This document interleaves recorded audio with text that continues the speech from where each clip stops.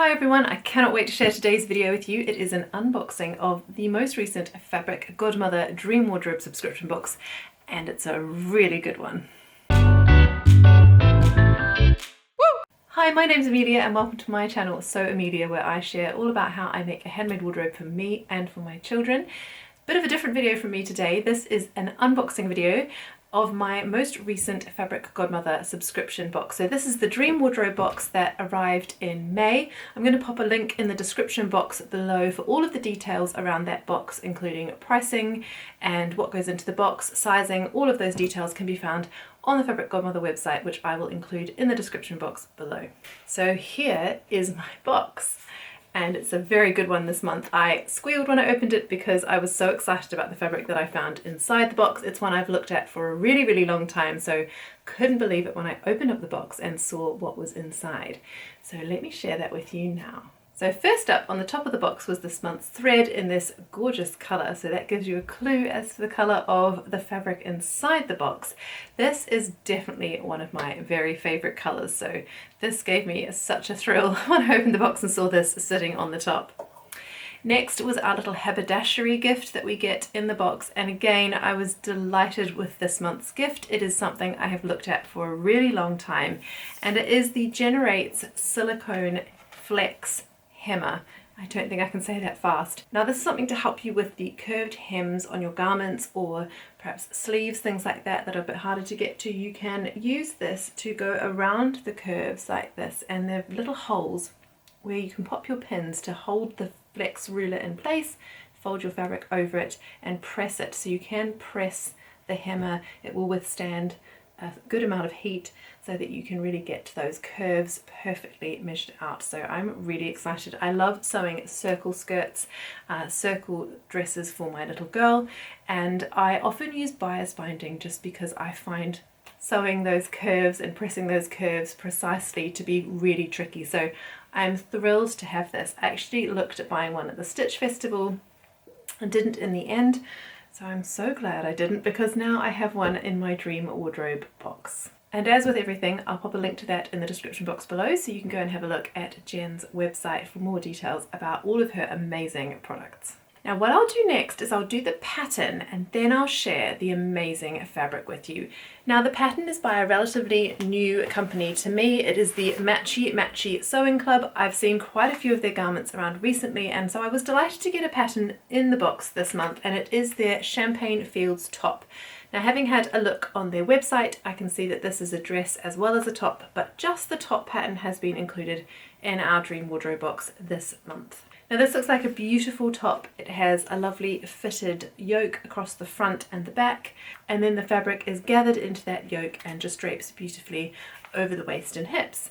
Now that's a beautiful peasant style that suits many people, but it's not a style that I found particularly suits me. I like to accentuate my waist because it's one of the smaller parts of me. Certainly it's a lot smaller than my hips and my bottom, so things that tend to flow straight down from my bust don't, I feel, suit my shape or my preferences.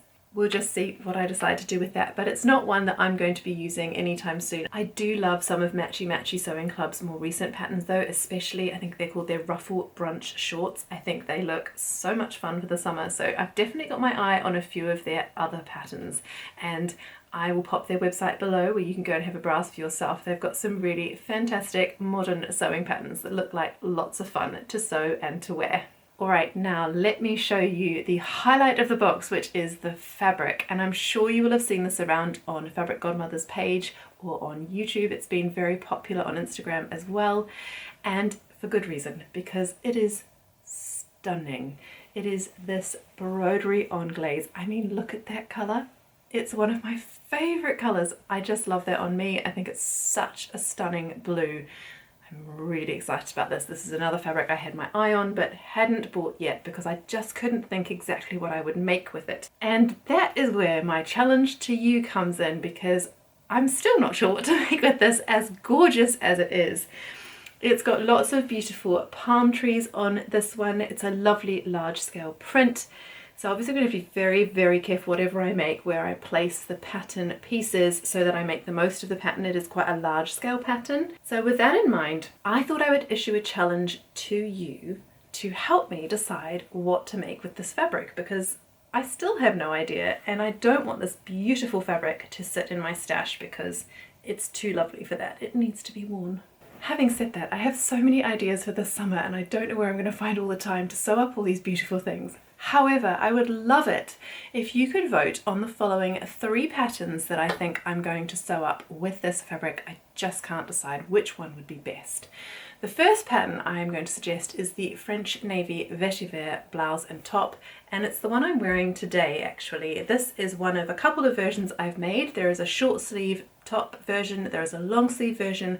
I make the cropped one with the ruffle hem, which I absolutely love, but there is also a longer version of this pattern. It's a button down front, which I grant you might be a bit tricky with the broderie, but I have some ideas about how to get around that. I'll share them in a future video.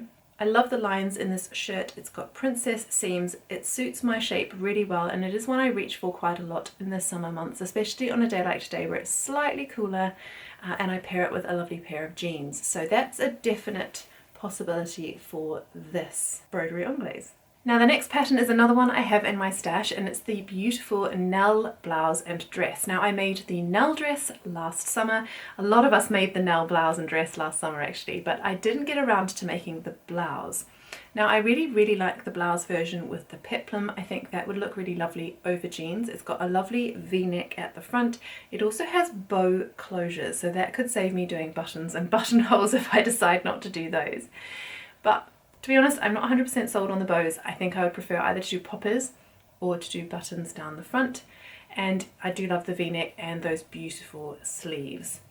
I think that one would look really beautiful in this fabric as well. So that's another option that you can choose from. Now the third and final pattern you can choose from is by Chalk and Notch. Now I've sewn a couple of their patterns, and I do say that their instructions are some of my favourites, and also the garments are some of my favourites. I sewed the fringe dress by Chalk and Notch very early on in my sewing journey. It no longer fits, and in fact I made it from viscose and made quite a few errors, and I think it's that's put me off making the pattern again, but it shouldn't do because it's such a beautiful pattern, and it is on my list to make again perhaps as we go into the autumn months.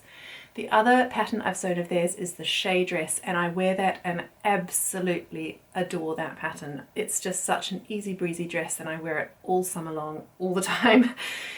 So I'd love to sew up another Chalk and Notch pattern, and the one that I chose for this fabric is the Wren blouse. I have had my eyes on that for a long time. I think I saw a version by Claire, who loves red sews, and hers looked stunning, and so from that point it went right up to the top of my must makes list. I love the soft sort of puffed sleeves. I think they're puffed but not too overly puffy. I really like the lower sort of rounded neckline, and I just think it looks like a super stylish blouse to wear with jeans, again on a slightly cooler summer's day. So that is definitely on my list to make with this fabric, because I think in that blue it would be stunning. So please help me to choose between those 3 patterns: the French Navy Vetiver blouse, the Tilly and the Buttons Nell blouse, and the Chalk and Notch Wren blouse. I would love to know which one you think I should make with this beautiful fabric. Please do leave me a comment below, or pop over to my community tab where I will have a vote going on over there for you to choose which one you think I should make up. And in the meantime, I'm going to go and get this washed. I'm going to see if I've got some buttons in my stash that I could use to go down the front of that. And I'm going to get thinking and dreaming about what it is that I might make in this absolutely stunning fabric. What a great box. I'm so excited with this month's fabric and notions, and I cannot wait to get something made up with this delicious fabric. Please do like, subscribe, and I cannot wait to see you in my next video. Goodbye!